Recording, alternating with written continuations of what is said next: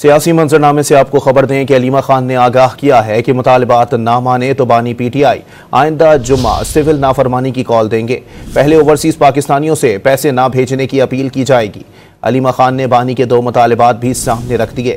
مطالبہ کیا کہ 9 مئی اور 26 نومبر واقعات کی تحقیقات کے لیے سپریم کورٹ ججز کی JIT بنائی جائے اور احتجاج کے دوران گرفتار کارکنوں کو رہا کیا جائے۔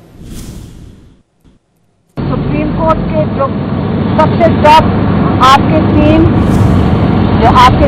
جو ججز ہیں سپریم کورٹ کے، سینئر موسٹ ججز کے نیچے ایک JIT بنائی جائے۔ 9 مئی کے حوالے سے اور 26 نومبر کی وجہ سے آپ نے جتنے پولیٹیکل پرزنر جیلوں میں ڈالے ہیں ان کو رہا کیا جائے۔